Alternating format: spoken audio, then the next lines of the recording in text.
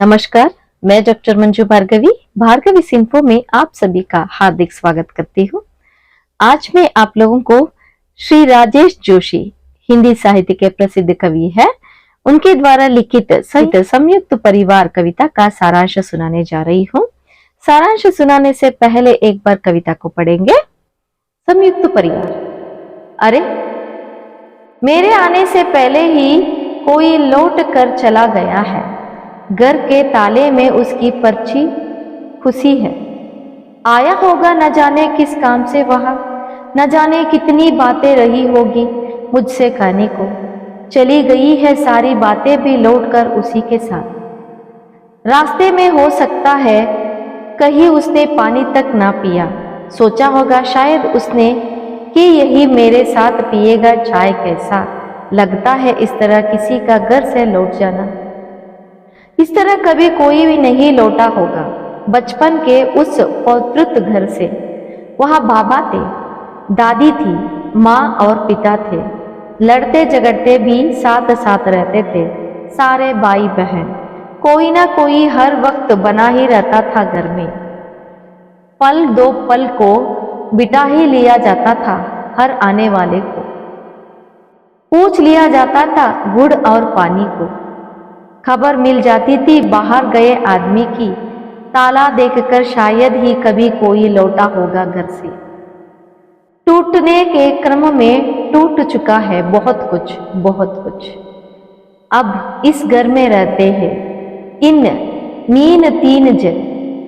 निकलना हो कहीं तो सब निकलते हैं एक साथ। घर सूना छोड़कर यह छोटा सा एकल परिवार।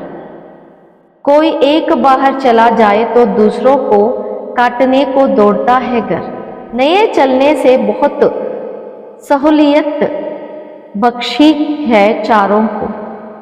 कहाँ हो रहा है मिलना जुलना। कम हो रही है लोगों की जान पहचान। सुख दुख में भी पहले की तरह इकट्ठे नहीं होते लोग।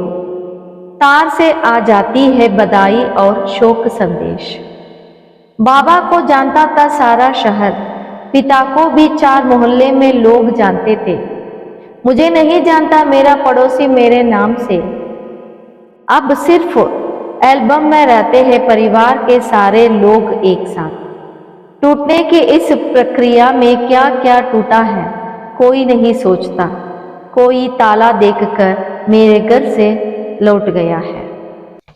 चलिए अब थोड़ा हम लोग कठिन शब्दार्थ को देखेंगे। पर्ची मतलब पेपर का टुकड़ा। पौत्रुत मतलब पुरखों का घर है। लोग कविता का सारांश देखेंगे। मेरे आने से पहले ही कोई लौट कर चला गया। घर के तालों में उसकी पर्ची खुशी है। यहाँ पे कवि बता रहे हैं कि मैं जब घर गया तब मुझे लगा कि कोई आया था, ताले को देखकर चले गए हैं। उनका आने का संदेश देने के लिए एक पेपर में कुछ लिख कर वहां पे रख के गया है। तो इसका मतलब कोई आके गया है। कौन हो सकता है? आया होगा ना जाने किस काम से वहां, ना जाने कितनी बातें रही होगी मुझसे कहने को। जो गए हैं आदमी आकर गए हैं ना, तो वो शायद कुछ इंपॉर्टेंट बातें बताने के लिए आया होगा मुझसे मिलने के लिए। चली गई थी सारी बातें भी लौट कर उसी के साथ। वो सारी बातें भी उसके साथ ही चली गई है। सिर्फ एक लाइन का संदेशा देकर वो छोड़ के चला गया है। बाकी की जो बातें करने आया था वह बहुत विश्वास के साथ वो सारा बात चली गई है। रास्ते में हो सकता है कहीं उसने पानी तक ना पिया। शायद उसने जब आते समय या जाते समय भी पानी तक नहीं पिया होगा। आते समय उसने सोचा होगा कि उसके घर में बैठ के उसके साथ चाय पी के अच्छे से बात करेंगे, पर वो मैं मुझसे मिलने से पहले ही वहां चला गया है। सोचा होगा शायद उसने कि यही मेरे साथ पिएगा चाय। कैसे लगता है इस तरह किसी का घर से लौट जाना। तो ऐसा सोचा होगा, पर ये सही है क्या किसी को ऐसा लौट चले जाना? क्या करे, हम लोग तो घर में नहीं थे, ऐसा कवि कहते हैं। इस तरह कभी कोई नहीं लौटा होगा। इस तरह अभी ऐसा हो रहा है, पहले कोई नहीं ऐसा लौटता था।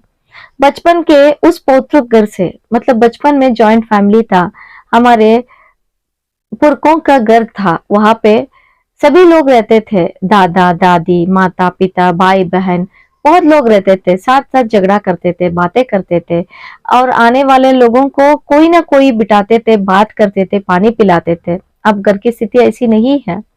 पति पत्नी और बच्चा सभी लोग साथ में निकलते हैं काम पे और साथ में आते हैं एक बार, तब तक उनके घर में ताला लगा रहता है।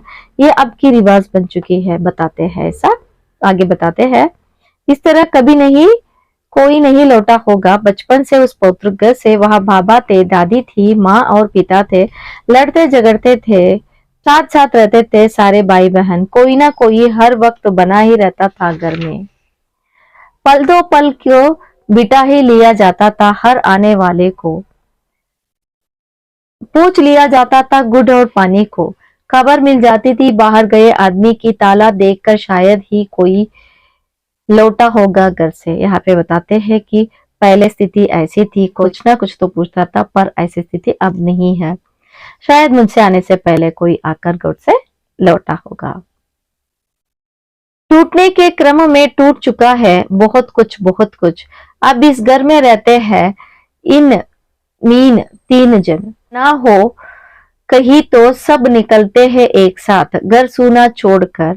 यह छोटा सा एकल परिवार, कोई एक बाहर चला जाए तो दूसरों को काटने को दौड़ता है घर। तो यहाँ पे हमारा परिवार छोटा हुआ है, जॉइंट फैमिली से छोटा परिवार में आ गए हैं। 3 लोग रहते हैं, हम लोग काम पर एक ही साथ निकलते हैं, एक ही बार आते हैं, और कोई एक चला जाता है तो दूसरों को घर में रहकर समय काटना बहुत मुश्किल होता है। ऐसी स्थिति हमारे आजकल का समाज का हो चुका है। नए चलने में बहुत सहूलियत बख्शती है चारों को, कहा हो रहा है मिलना जुलना, कम हो रही है लोगों की जान पहचान।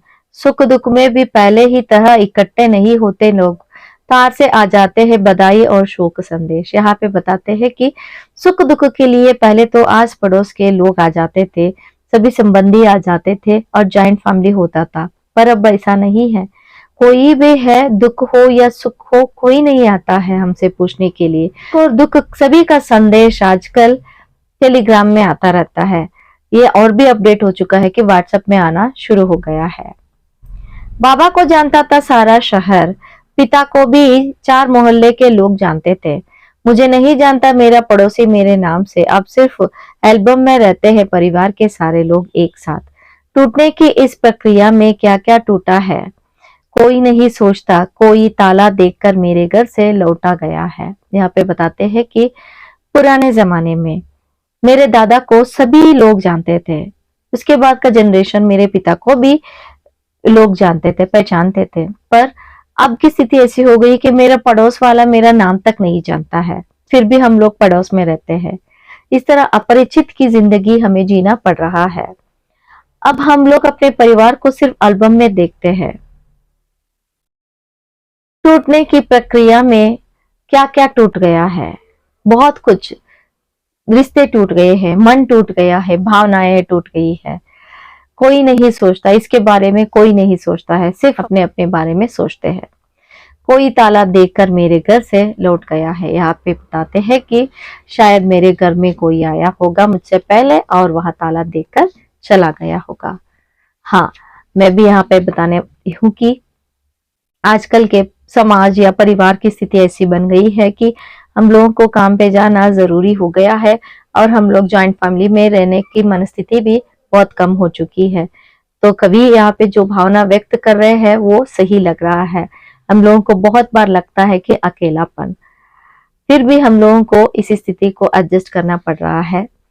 तो इसी के साथ कविता का सारांश समाप्त करती हूँ। धन्यवाद।